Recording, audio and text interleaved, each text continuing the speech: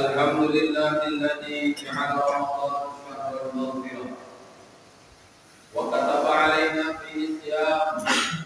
أشهد أن لا إله إلا الله وحده لا شريك له ذو الجلال والإكرام، وأشهد أن محمدا عبده ورسوله نور الظلام. اللهم صل وسلم وبارك على سيدنا محمد خير الأنام الذي هدانا إلى سبل السلامة والإسلام، وعلى آله وأصحابه الذين هم أفضل الأمة في العالم، صلاة وسلاما دائمين متلازمين إلى دار السلام. أما بعد فيا عباد الله، أوصيكم جميعا ونفسي بتقوى الله وقد فاز المتقون. أوصيكم وإياي بتقوى الله، فإن التقوى سفينة النجاة في الدنيا والآخرة، حيث قال الله تعالى في آيته الكريمة وهو أصدق المقال: يا أيها الذين آمنوا اتقوا الله وقولوا قولا سديدا يصلح لكم أعمالكم ويغفر لكم ذنوبكم، ومن يطع الله ورسوله فقد فاز فوزا عظيما. Hadirin ma'asyiral muslimin wa jumlatal mu'minin sidang Jumat rahimani wa rahimakumullah. Hamdan wa syukran lillah, segala puji mutlak hanya milik Allah. Salatan wa salaman ala Rasulillah wa ala alihi wa man walah. Salat dan salam semoga tercurah pada baginda Rasul Muhammad sallallahu alaihi wasallam dan juga kepada para sahabat beliau dan seluruh umatnya ila yaumil qiyamah. Mengawali khutbah dari balik mimbar Jumat, Fatih berwasiat takwa. Mari kita tetap berupaya dan berusaha untuk menyempurnakan iman dan takwa kita kepada Allah Subhanahu wa taala. Dan di antara bentuk takwa kepada Allah adalah menjalankan ibadah puasa di bulan Ramadan. Hadirin ma'asyiral muslimin sidang Jumat yang berbahagia.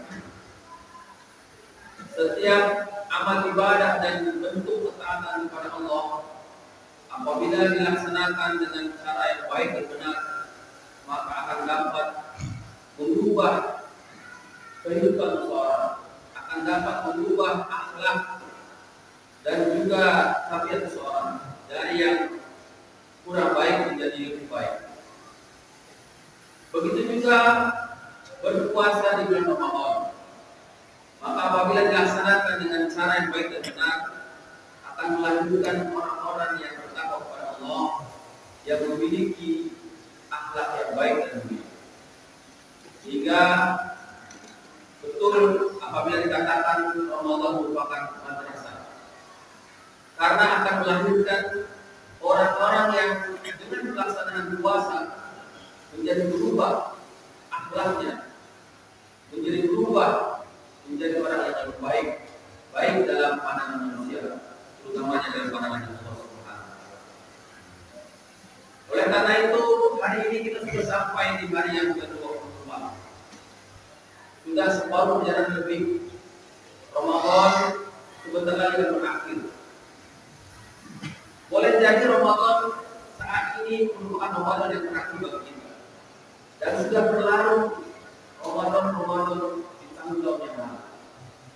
Adakah Ramadan yang sudah kita lewati sudah berubah akhlak, sudah berubah keadaan kita menjadi lebih baik di mata Allah Subhanahu wa taala. Hadirin kaum muslimin sidang Jumat rahimani wa rahimakumullah. Para ulama menjelaskan di antara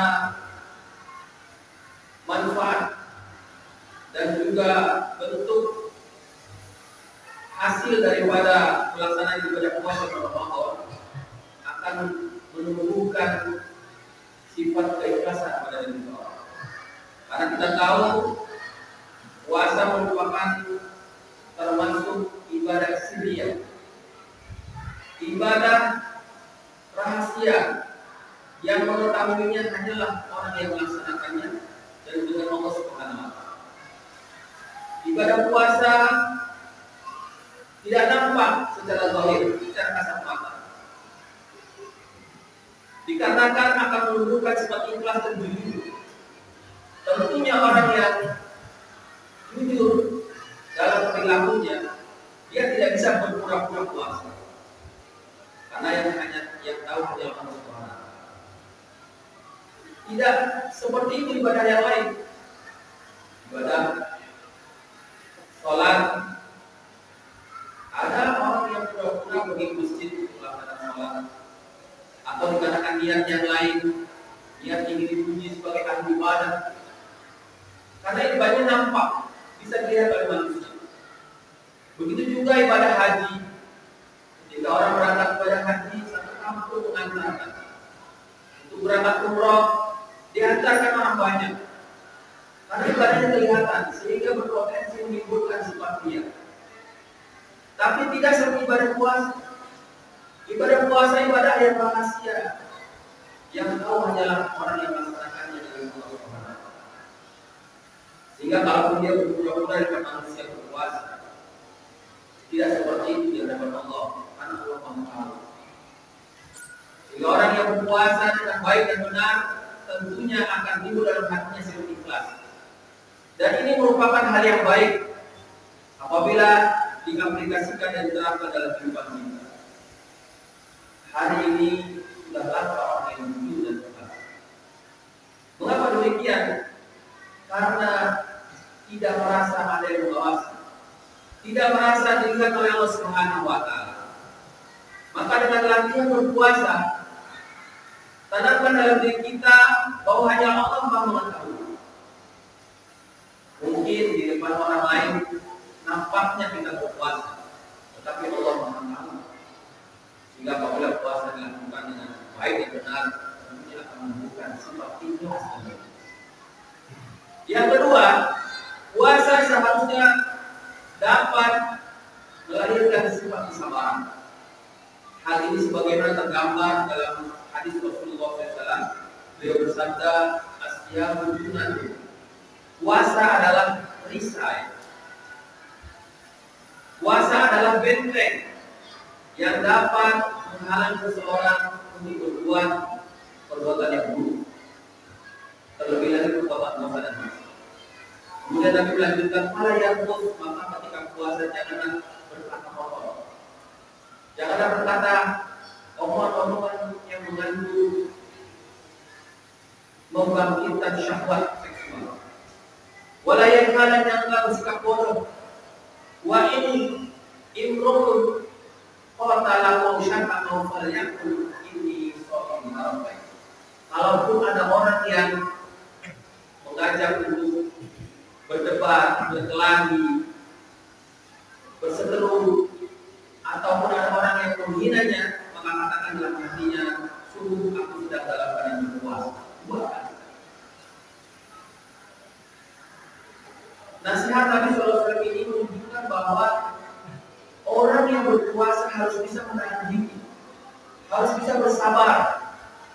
Ketika mungkin di sekelilingnya ada orang-orang yang ingin membangkitkan emosi dia, jangan dibalas atau jangan diladeni, karena hal itu akan mengurangi pahala puasa. Sehingga dengan latihan seperti ini, puasa akan dapat menunjukkan sifat kesabaran dalam diri. Kita lihat nanti kalau Ramadan sudah berakhir, sudahkah sifat sabar itu ada dalam diri? Ini bagus kita hadirkan sifat sabar dalam kehidupan kita, karena dalam perjalanan kehidupan kita, kita tidak akan terlepas dari yang namanya masalah. Dan salah satu solusi yang besar untuk menghadapi setiap masalah yang datang dalam kehidupan kita adalah dengan senantiasa sabar. Kita tolong kepada Allah dengan sabar dan sabar. Puasa yang dilaksanakan dengan baik dan benar akan melahirkan orang-orang yang memiliki kesabaran yang besar. Kemudian hal yang lain yang lahir dalam pelaksanaan ibadah puasa adalah agar kita tidak menjadi orang yang serakah.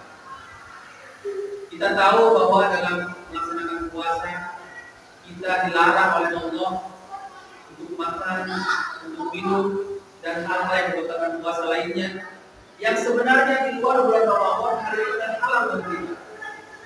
Tetapi bulan Ramadan kita dibatasi.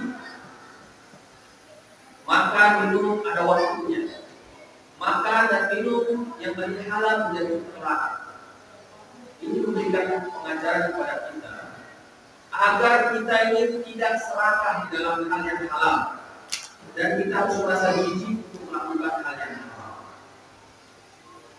Ketika kita membuka puasa, walaupun tidak akan makanan di depan kita begitu banyak macamnya, begitu banyak jumlahnya, tapi kita dianjurkan oleh Rasulullah untuk tidak berlebihan dalam makan, dalam berbuka puasa. Ini melatih diri kita agar kita ini tidak berlebihan pada masalah. Sebagai satu gambaran, satu kisah yang diceritakan oleh Imam Al-Malibari dalam kitab Syarah. Mudah-mudahan kisah ini dapat memberikan motivasi pada diri kita agar kita tidak menjadi seorang yang sekarang. Konon diceritakan pada zaman Nabi Isa alaihissalam, Nabi Isa didatangi oleh seorang pemuda yang berkata, "Ya Nabi Allah, bolehkah aku menjadi minum?" Kemudian Nabi Isa menjawab, "Kalau memang kau mau, boleh. Tapi kau harus jujur. Kau harus ikut apa yang aku katakan." Besok pagi kita akan melakukan perjalanan. Jika cerita kemudian Nabi Isa dan seorang pemuda ini melakukan perjalanan.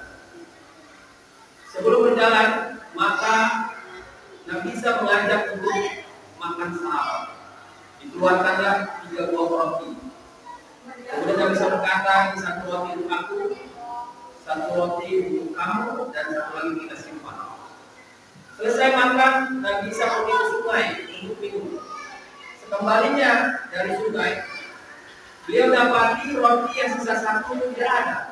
Maka beliau bertanya kepada pemuda tersebut, "Kemanakah roti sisa 1 itu?" Pemuda itu menjawab, "Saya tidak tahu." Kemudian Nabi Isa berkata, "Kalau memang tidak tahu, sudah, mari kita lanjutkan perjalanan."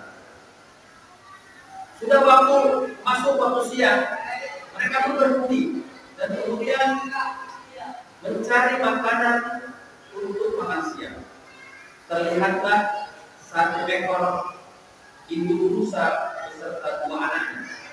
Kemudian ditangkaplah 1 ekor anak rusa, kemudian disembelih dan dibakar untuk dimakan.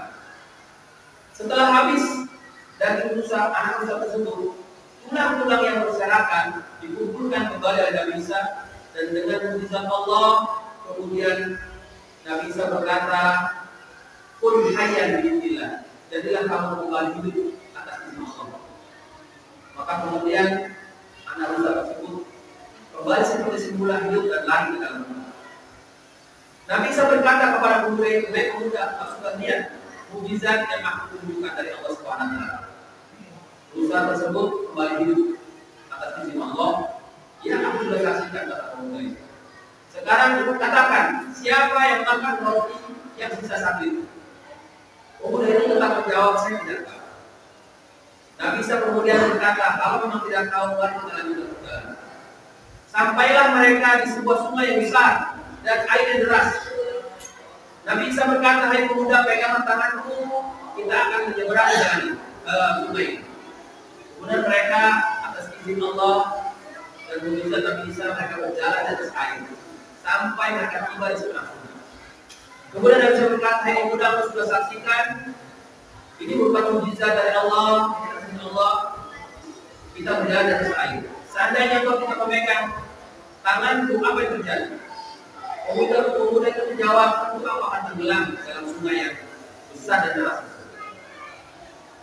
Itu adalah mukjizat dari Allah, kata Nabi Isa. Sekarang katakan, siapa yang makan 1 roti yang tadi? Maka pemuda itu tetap menjawab, "Saya tidak." Nabi Isa berkata, "Baiklah, kalau memang tidak tahu, kita lanjutkan perjalanan sampai mereka masuk ke dalam hutan. Didatang di dalam Baitullah, hutan tersebut banyak tumpukan pasir dan kerikil yang kemudian oleh Nabi Isa dikumpulkan dibagi 3 tumpukan dan dengan izin Allah dan mujizat Nabi Isa, pasir dan kerikil tersebut berubah menjadi emas. Nabi Isa pemuda itu kemudian bertanya, ya Nabi Allah, kenapa engkau membagi tumpukan itu menjadi 3 bagian? Maka Nabi Isa menjawab, 1 tumpukan ini untukmu, 1 tumpukan lagi untukmu, dan 1 tumpukan lagi untuk orang yang makan roti. Maka sontak pemuda itu menjawab, akulah yang makan roti tadi. Kemudian Nabi Isa menjawab, oh sudah,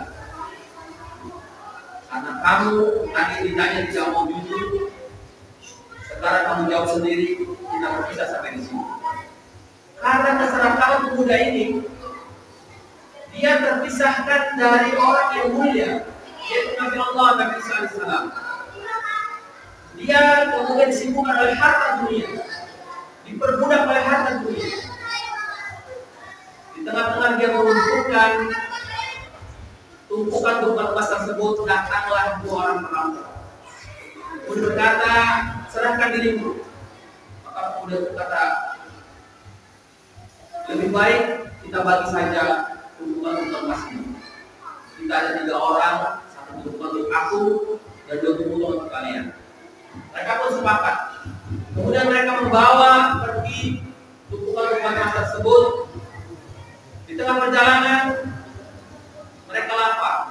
Kemudian mereka singgah di satu tempat dan bermufakat bahwa 1 orang akan pergi ke kampung untuk membeli makanan. 1 orang yang pergi membeli makanan, dia berkata, seandainya semua emas-emas tersebut untuk aku itu lebih baik, maka dibuatlah rencana. Aku akan beli makanan, juga aku akan beli racun. Racun akan aku masukkan ke dalam makanan ini yang akan mereka makan, sehingga mereka akan mati dan semua emas akan menjadi. 2 orang, si pemuda dan perampok, berpikir hal yang sama. Sebaiknya semua tumpukan ini kita bagi 2 saja. Lalu bagaimana caranya? Kita bunuh saja orang yang beli makanan. Nanti kalau dia sudah sampai sini, kita akan buka kepalanya. Maka mereka pun sepakat. Singkat cerita, datanglah pemuda yang membeli makanan. Kemudian ditebas lehernya sampai mati. 2 orang yang tersisa, yaitu pemuda dan seorang perampok, mereka makan makanan yang ternyata berisi racun. Mereka pun mati, sehingga semua tumpukan emas tidak ada yang memiliki. Itulah sifat keserakahan manusia. Kalau tidak diwaspadai dan tidak dibatasi, akan terus membayang-bayangi impian manusia. Dengan kita melaksanakan puasa, kita dibatasi untuk makan dan minum sederhana bagi kita. Ini menjadikan kita menjadi orang yang tidak serakah. Ini satu pelajaran yang sangat penting dari pelaksanaan ibadah. Hadirin kaum muslimin, rahimahumullah. Sebelum berakhirnya bulan Ramadan, mari kita hidup diri kita. Sejauh mana perjalanan ibadah kita kepada Allah Subhanahu wa taala? Apakah sudah membentuk karakter-karakter dan sifat-sifat yang mulia yang ada dalam diri kita? Jangan sampai kita termasuk orang yang disabda oleh Rasulullah SAW, "Kam min shaimin laisa lahu min siyamil ajr." Berapa banyak orang yang berpuasa tetapi tidak mendapatkan apa-apa, kecuali sekedar menahan rasa lapar dan haus. Mudah-mudahan khutbah singkat ini bisa menyadarkan kita pentingnya kita beribadah yang baik dari Allah Subhanahu wa taala. Barakallahu li wa lakum bil Qur'anil azim. Wa nafa'ani wa iyyakum bima fihi min al-ayati wa dzikril hakim. Wa taqabbalallahu minni wa minkum tilawatahu wa innahu samiul 'alim. Aqulu qawli hadza wa astaghfirullaha li wa lakum wa lisa'iril muslimin ajma'in fastaghfiruhu innallaha huwal ghafurur rahim.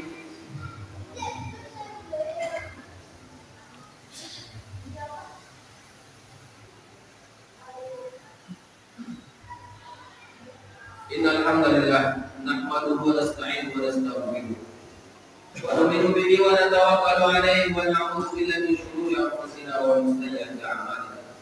May yahdihillahu fala mudilla lahu wa may yudlil fala hadiya lahu. Asyhadu an la ilaha illallah wahdahu la syarika lahu وأشهد أن محمدا عبده ورسوله الذي لا رسول ولا نبي بعده. اللهم صل وسلم على سيدنا محمد بن عبد الله وعلى آله وأصحابه والذين اتبعوا بإحسان إلى يوم القيامة. أما بعد فيا أيها المسلمون الحاضرون اتقوا الله حق تقاته ولا تموتن إلا وأنتم مسلمون واعلموا أنكم قادمون إلى الله فلتنظر نفس ما قدمت لغد واتقوا الله إن الله خبير بما تعملون. واعلموا أن الله تبارك وتعالى قال في كتابه الكريم وقال قولا سديدا إن الله وملائكته يصلون على النبي يا أيها الذين آمنوا صلوا عليه وسلموا تسليما. اللهم صل وسلم وبارك على سيدنا محمد وعلى أزواج سيدنا محمد وعلى أولاد سيدنا محمد وعلى أهل بيت سيدنا محمد ورضى الله عن الأصحاب أبي بكر وعمر وعثمان وعلي وعلى بقية أصحاب رسول الله أجمعين آمين يا رب العالمين. اللهم اغفر للمؤمنين والمؤمنات والمسلمين والمسلمات الأحياء منهم والأموات إنك قريب مجيب الدعوات ويقضي الحاجة برحمتك أرحم الراحمين. اللهم أعز الإسلام والمسلمين وأذل الشرك والمشركين ودمر أعداء الدين.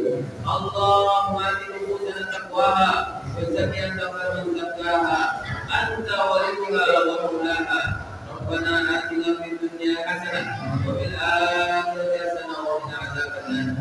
عباد الله إن الله يأمركم بالعدل والإحسان وإيتاء ذي القربى وينهى عن الفحشاء والمنكر والبغي يعظكم لعلكم تذكرون. فاذكروا الله يذكركم واشكروا على نعم يزدكم وارحموا من فضلكم ولذكر الله أكبر. أقيموا الصلاة.